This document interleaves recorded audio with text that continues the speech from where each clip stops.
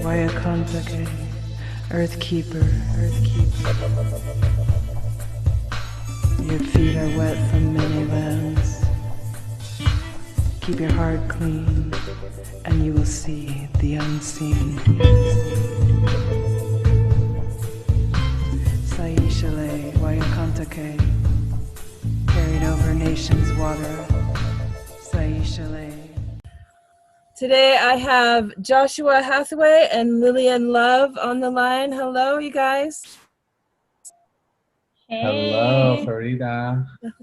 It's so wonderful to have these two beautiful beings here with me. They exemplify exquisite collaboration through their honest and consistent self-expression and deep listening to each other for understanding and empathy.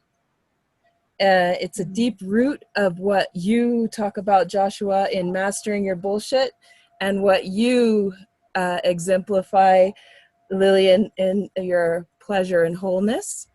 So Joshua has a master's in transpersonal and somatic psychotherapy. He's been teaching nonviolent communication since 2005. 20 years of working with men and 10 years leading intensive circles and retreats. His greatest accomplishment, which I totally relate to, is raising and admiring and loving his 19-year-old son. Lillian, Miss Lillian, beautiful Lillian, is a feminine empowerment coach, a writer, a speaker, a leader, and her gift for somatic cellular healing guides people to get out of their heads and into their bodies. She is the creator of Cosmic Touch, a docu-therapy film. Lillian is also all about passion, compassion, and pleasure in wholeness and health. So the reason I wanted to ask you guys here is because I've been following your love story. And it's such an important thing in this day and age. You know, you both do such a great job communicating, and so I wanted to have you here to share your story of reconciliation and just, you know, being these two beings who have very well-established purpose, and then together you also have things that you do in terms of purpose, you know, retreats and things that you do for couples. So on those two lines, I'm excited to get into whatever you want to share today.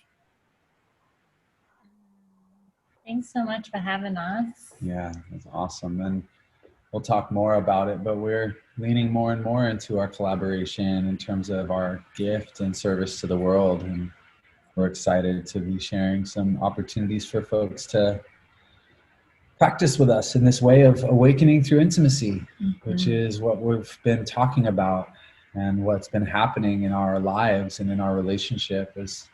Relationship is no longer sort of an economic arrangement that is here to sort of simplify life and make sure that we keep the species alive.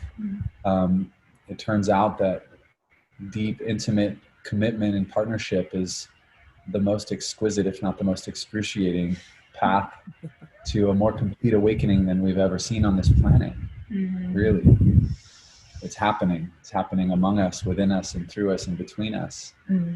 The great sages are coming out of the monasteries and into the kitchen. And into the bedroom. The bedroom. And, you know, it's one kind of thing and a necessary kind of thing to be able to sit on a pillow and watch your mind and not react to what's happening. It's a whole other thing to sit with your partner and not react to what's happening when your most sort of intimately woven attachment traumas are being triggered, because that's what happens when you're in an intimate relationship.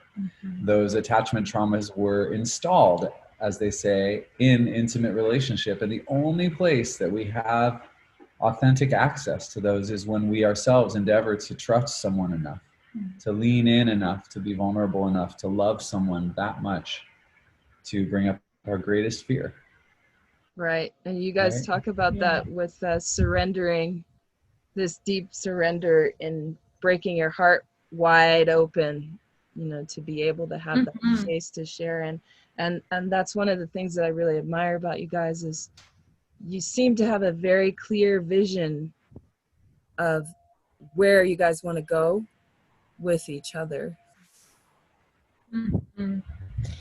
Yeah, there's a clear vision, which, you know, is kind of like that solar plexus center that moves us forward and into the direction of what we want to go, and allows us to be able to collaborate and co-create that vision into reality. And there is that surrender of not knowing, of trusting the current of life, of yeah, really like letting go of the reins in a way. It's like, okay, I know where I want to go, and then I let go of how to get there, or if we'll get there even. And I think that's been a big, I mean, it's just the theme of life, but it's also been a huge theme of our relationship. And we went through a huge initiation and catalyst and breaking apart to break open even deeper into ourselves and our own sovereignty and our own surrender to life, To the truth. to the truth, yeah, of what's really wanting to be birthed through us as individuals and as a relationship and as a whole collective, rather than our like, you know, our ideas and our like concepts and our like the ways that we think that life should go, the ways that we think that relationships need to go in order for us to feel safe or be safe. And again, going back to those early wounds and the ways that we learn to attach in at the very like core foundation relationships, when we were a baby, when we were developing in the womb, when we were a small child, dependent, literally dependent on two people or however many people, one person, to take care of us. Our survival was dependent on that. And so however our environment was, and however our parents or caregivers reacted, and whether we got our needs met or not, emotionally and physically, really determines how we then like learn to operate in the world and in our relationships. And for me, relationships has been like life, such a process of unlearning those survival mechanisms, those ways that I kept myself safe and armored and protected and in control, and like allowing that armor to dissolve and to be like bare naked and vulnerable and say, this is me without any of the protection. This is me, and this is what I desire, and this is what I want. And not know if the other person is gonna say, yes, I want that too, right? Mm-hmm. Right. And I want to just speak to one piece about this idea of a vision.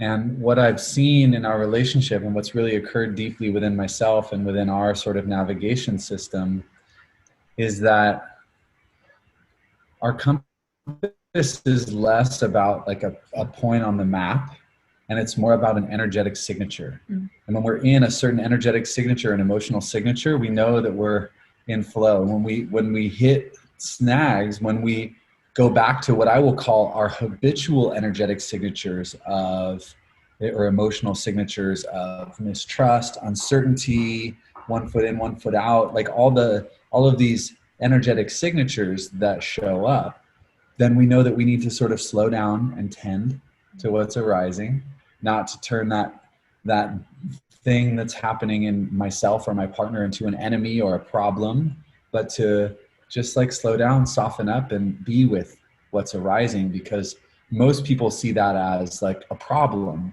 but what's happening is an opportunity. is an opportunity for healing, is an opportunity for humble, vulnerable contact with something that's really tender. And the more that we can meet what arises in our relationship, whatever arises that isn't that energetic signature of faith and trust and love and joy and playfulness and connection, and the higher our sort of standards become of how much of that kind of energy we live our lives with, right? Then any little like drop, like our baseline used to be down here once upon a time, right? And my baseline, like just regular old day, is a quality of ecstasy that I once would have longed for in my life and not known where to find. And now I live at that baseline of joy and openness and creativity and playfulness. And anything that sort of drops below that threshold becomes really apparent, and we get to tend to it with a lot of love. But it's less like I know what it looks like, where we're going, and it's like, no, I have a sense of what it feels like to be on the path. And I'm so happy to let love show me. That I have a sense of what it feels like. So, and the energetic pathways, these are such important things of not knowing where to find it. And this is what's drew me to talk about this, is I didn't know where to find me. I had no idea where to find me. And this idea of being quiet to me was like, I'm loud. I like to talk. I'm very social. What do you mean be quiet? You know, I was able to finally find that spot in myself, but it was when I was in a huge space of like just complete despair and like, you know, throwing your hands up. So I want to talk about those moments, like within yourselves, because you seem to have really found those parts of yourself. And they seem to carry the strength of, because you each know yourselves as individuals and you're not going to compromise those parts of yourself. However, you do surrender into knowing that there is a certain amount of giving to the other person while receiving at the same time. So it's a give and take, and it is a little bit of surrender to work with each other. But like, how do you think those like tie in with each other? And finding this as a couple, finding this unified whole, and also knowing those same patterns with each other now that you know yourselves so well. Like, just speak on that for a little bit. Yeah, I mean, I'm really hearing, you know, that journey of finding yourself and your center, and then opening in relationship to another and their center and their self, and how do we like honor each other and not give up parts of ourselves and weave and co-create together. And yeah, I mean, I just love what you said, like I didn't know where to find myself, and that is just it. It's like it's all a mystery. And we can kind of like come up with a map, and yet the map is going to still be full of mystery and treasure hunts, and is unique to everybody, right? And I share a lot about my process and my journey of finding myself, and those like many dark nights of the soul of just despair and, you know, depression and like trauma and just like seeking and searching, and like you said, like throwing my hands up in the air and on my knees literally in prayer when that was something that I didn't grow up doing even. And just like for me, it's like soul retrieval. It's calling parts of our being, our soul, our consciousness up from the depths of the unconscious, of like this kind of place where we kind of got fragmented and lost. Not only in this lifetime, I feel, through trauma, but in our kind of collective human consciousness, and pulling those parts of us back, like going down into the depths and pulling them back out, and being our own savior, being our own love warrior.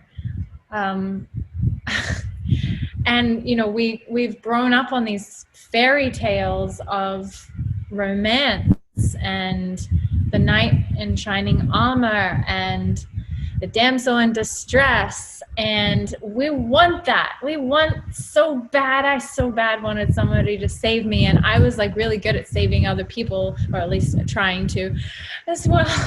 And until I realized, like, oh, it's me.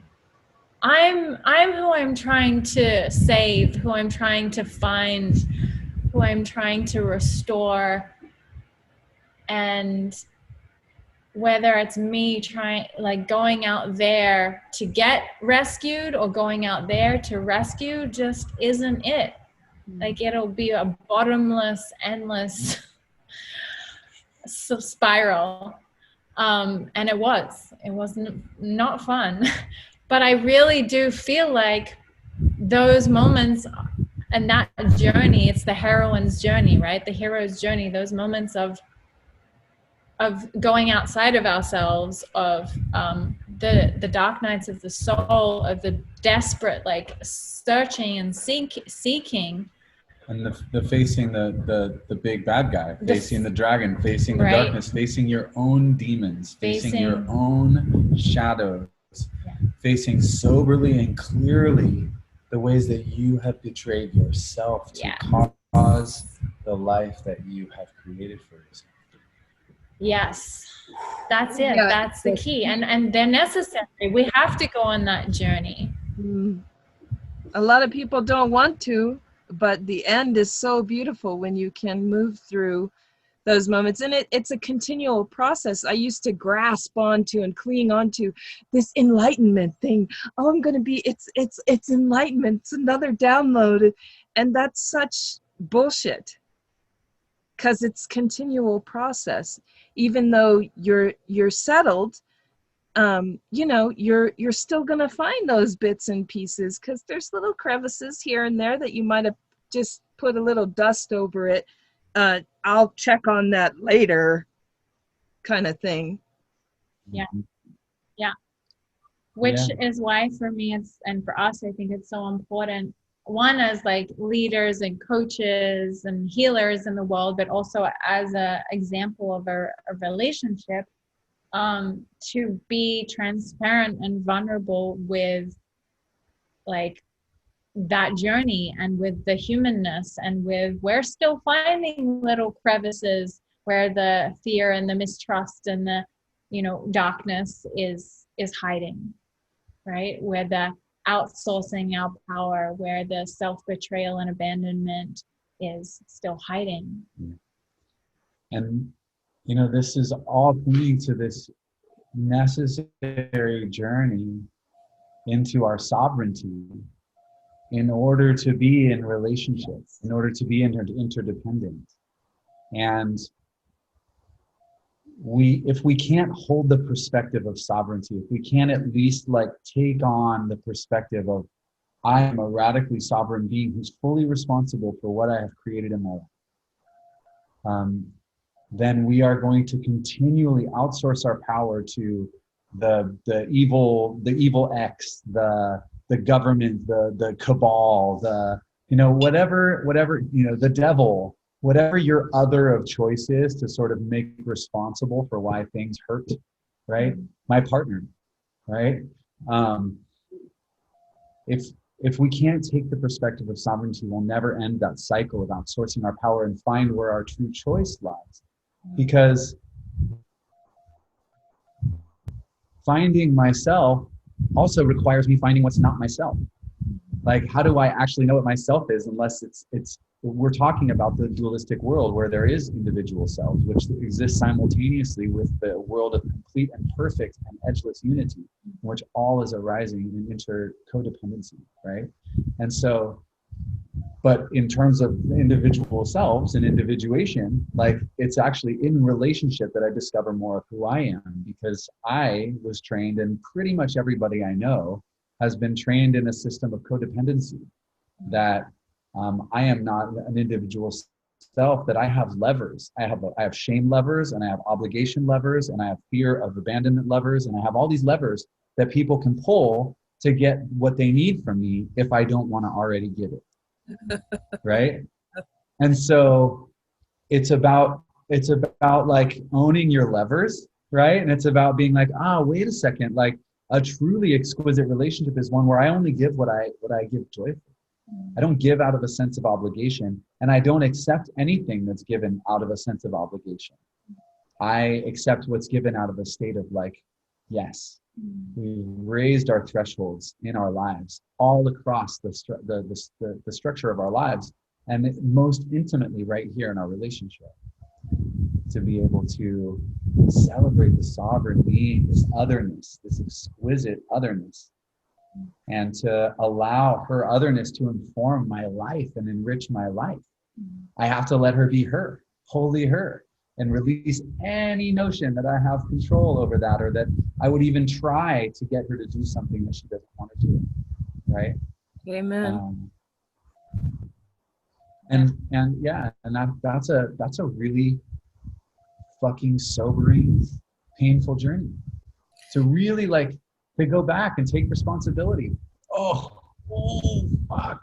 Like to really own it and reclaim your story from all the places where you stuffed your power, you know? Oh man.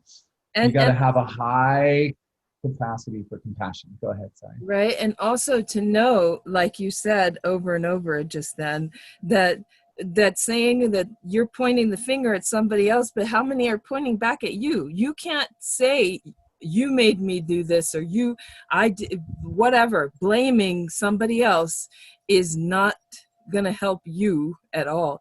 And then the other thing that I love that you've said more than once is what's arising naturally.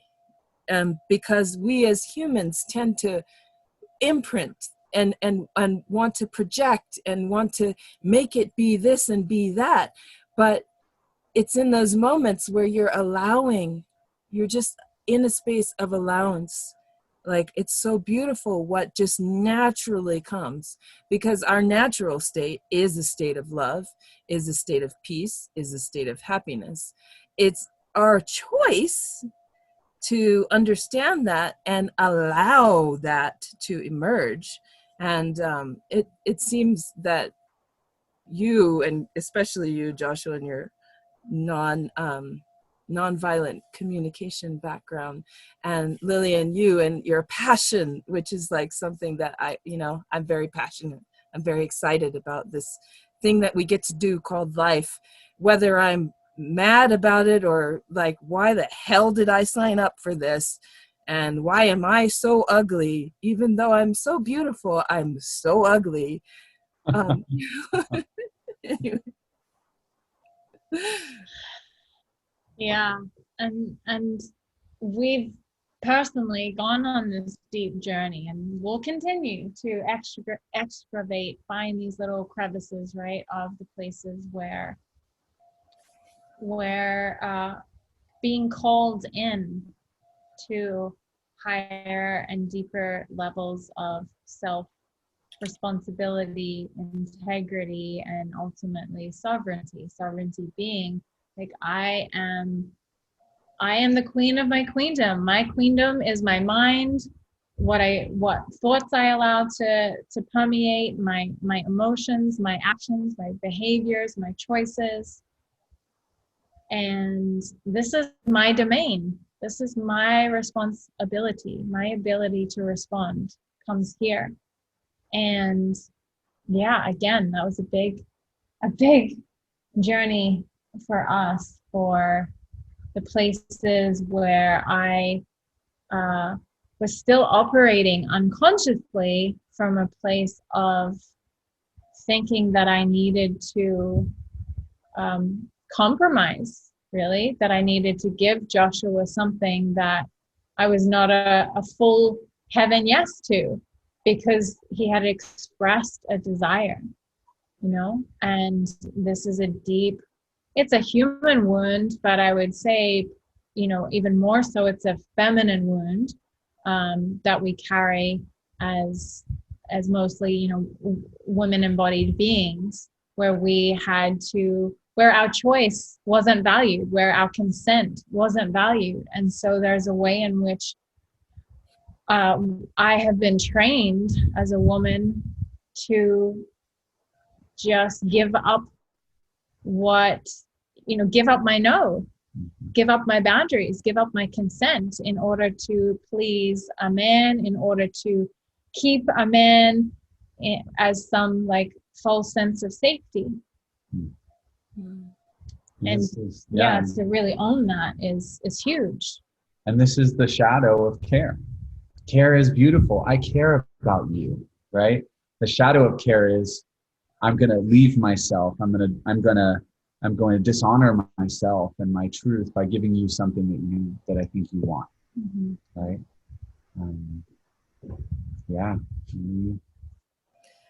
What would walk through that fire? But there's always. Go ahead. Oh no, there's always what? I'll ask you in a minute. I was going to say there's always medicine in the poison. There's always medicine on both sides, you know, in a way.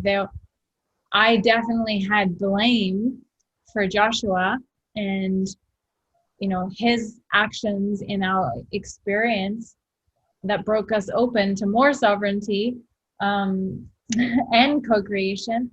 But there were also ways in which I was like shining a light on what you couldn't see, and vice versa. Yeah, absolutely. We were both.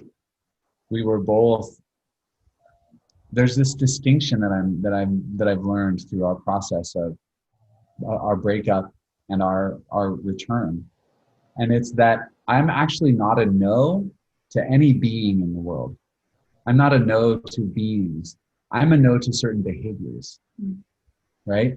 And if a being can't let go of a behavior, if they're just stuck in the identification with some certain behavior that I'm a no to, then they're not going to be in my world, or that dictates how intimately I'm going to allow that being into my world, because I don't allow certain behaviors. They just don't happen in my realm, because I am the king of my kingdom.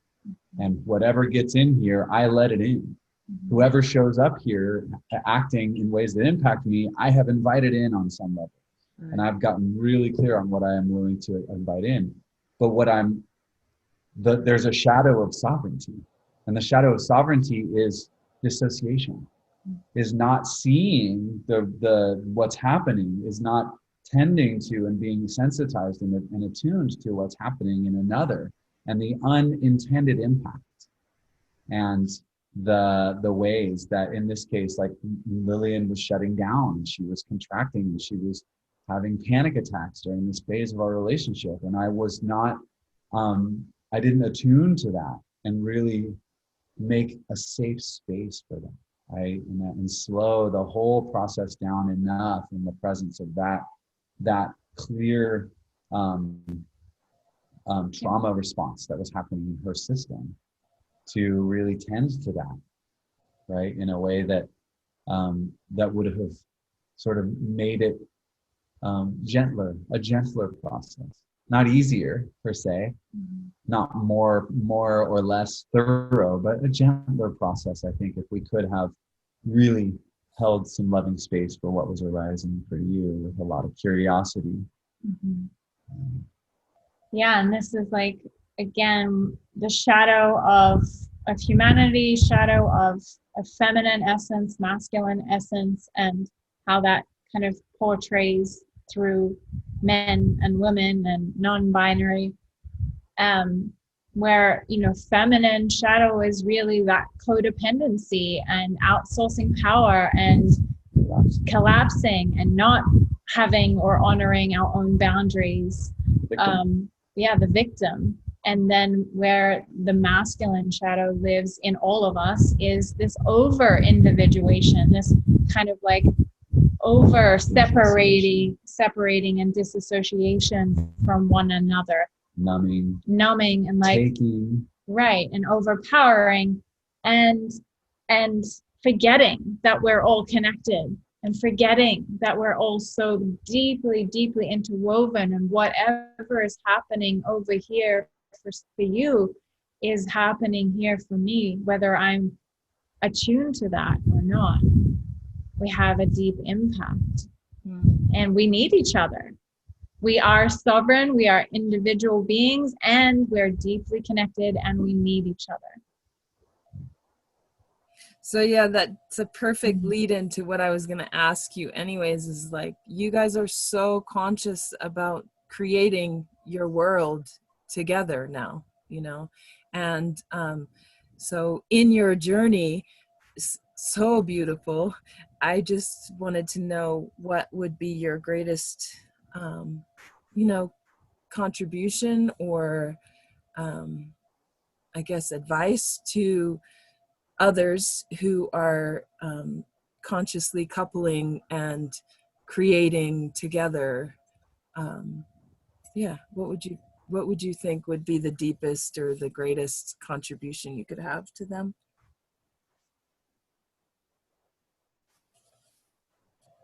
Yeah, great question. I want to go to the something really simple before getting too elaborate, because no matter what you are trying to co-create, again, it comes most beautifully from a certain energetic signature, and it comes from a state of presence. And if we're not present with each other, if we don't have the capacity to find each other, which is what happens in relationships, like we just lose each other's signal, we lose each other's frequency. I get into my world and you get into your world, and the me that lives in your world is nothing like the me that lives in my world, and vice versa, right? And so one of the simplest and most profound things we have done as a practice, especially since we came back together to do the reconciliation work after we broke up for 4 months, after we had zero contact except for a couple of emails for 2 months. What we have begun to practice is 5 deep breaths together. We have a commitment that we've made to each other. That's just a non-negotiable commitment. That anytime one of us starts to feel any kind of like level of trigger, or that the emotional vibration of the conversation is outpacing our capacity to be with what's happening, then we can ask, are you willing to take 5 deep breaths? And the commitment is that anytime one of us asks for that, if we're like literally like standing on a, you know, out on the limb of a tree about to fall off, if one of us asks for those 5 breaths, like we say yes. There's no situation in our lives where taking 5 deep breaths before you proceed is going to be anything but of benefit, except for, you know, if you're trying to hit a fastball and it's already been thrown. I don't know, but like, but I'd like to invite you to take 5 deep breaths with us together now. Just and as in those who are listening, just take a moment and we'll just together breathe in through the nose and out through the mouth. In through the nose, out through the mouth. In through the nose, out through the mouth. 2 more. In through the nose, out through the mouth. And 1 more. In through the nose, out through the mouth. Yes. Simple way to bring it back home. Like, how could you not recognize who you are, how you are, your frequency, anything? I mean, you'd be like, what? Yeah. Huh? All that's gone. What? Yeah. Oh, here we are. Here I am. Oh, Here you are. Yeah. Yeah. Clarity. Yeah, and it really is. It's a navigation tool. It's the most powerful navigation tool that we have in our tool belt, really. Among many exquisite tools, this one tool and it just slows the pace down. It brings us back into our bodies. We breathe coherently together, and in doing so, our nervous systems sync up and create rapport where there may have been some interruption of rapport, or some interference patterns running. Right? Yeah, always. And that's not gonna solve everything. Right. It's No, just it's gonna not. But it's, you know, I always say that your breath is your greatest teacher and friend, you know, and it is your life force, and it is what brings presence and essence and, you know, the peace, the flow, the openness. Yeah. That's a Try not beautiful breathing gift. for a minute, see what happens. Yeah, breath is life. And it gives a moment of pause for us to like also be able to go inward and breathe. Every inhale, just really like breathe in and make space for the sensations and the triggers and the stories that we're telling about the other person or ourselves, or the emotions that are there, and really just like, again, it's about reparenting ourselves from those early kind of wounds. Like I got you, I'm breathing with you, I'm present with you, and then we have more capacity to open up and actually see the person in front of us, not through the lens of our wound and our stories and our projection. And I think in our time of using that tool over the last year or 9 months, 9 months, we've had maybe maybe two moments where somebody has asked the other, you know, will you take 5 deep breaths with me? And I remember a time that was me, and I didn't have the capacity. I was kind of too triggered. I was like a 9 to a 10 out of 10, right? And that just meant, you know, that we're going to take a pause. We took a pause. We like left the room, and then we come back and we go, okay, I'm ready to take those 5 deep breaths now. Nice. And it was when I had asked and she was a no, then she gets to come back and bring and complete the cycle, right? When you're ready, then invite that cycle to be complete. Yeah. And that's been a big journey for me too.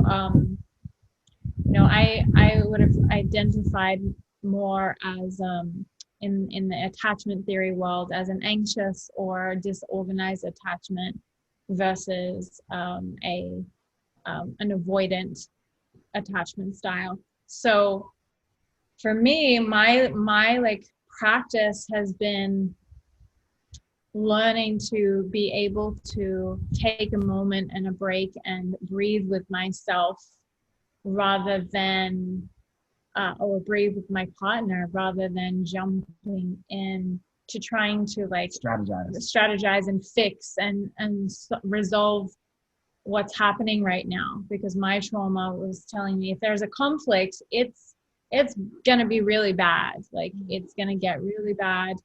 And so to really come back and actually honor the space that I might need or that he might need as a form of taking care of this relationship, taking care of each other and ourselves.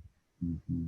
Yeah. And then the other thing that I want to just say for one of the big pieces that came out of our breaking up and our reconciliation that I would say for all couples, whether it's you're in a really good place together or you're struggling, is get support. That was probably our number one regret. We didn't get the support that we needed. And we had an amazing community who could have supported us. But we kind of thought that we, you know, hey, we're it. Relationship guides and coaches. We should be able to do this ourselves. Oh. Yeah. And there was some element of thinking that it wasn't that bad until it was just disastrous. Yeah. And which was a pretty quick. Yeah, it was kind of it leapt pretty fast. A quick train, right? But so before it gets really bad, or before it gets really hard, like get support, and there's a lot out there. You can message us, or just like, there's a lot of different avenues with for different budgets that are available, and it's essential. Whether you're in a relationship or on your own, we need each other. It's so good to have that kind of that neutral space, neutral empathic space that can really hold you and mirror to you and be there with you. And it takes a village to raise a relationship. Yeah. No relationship was ever meant to be in a vacuum. So really lean in and get support. And even if it's just finding another couple you can talk to, like we often struggle alone, feeling like we're alone when actually the people right next to us are struggling the exact same way. And just having some contact with that in itself can be the difference between being totally stuck and feeling a breath of possibility. So true. You guys are so beautiful. Thank you so much for sharing time with me and my listeners. And, just our last bit of conversation reminded me of something that's really strongly ingrained in my life right now. And that's the Ho'oponopono prayer, because it is important to hold your space in yourself in a space of love. It's important to hold yourself in a space of forgiveness and gratitude or thanks.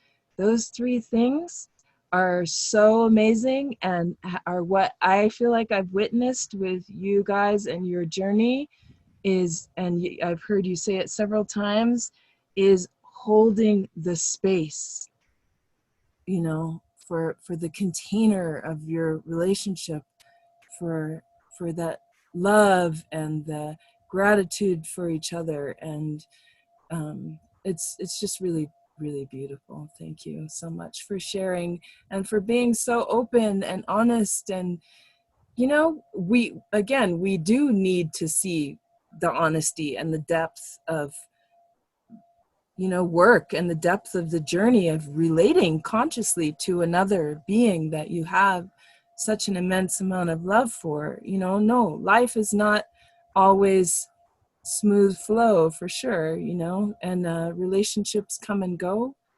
And I really appreciate and honor the way that you guys have chosen relating with each other. Thank you so much.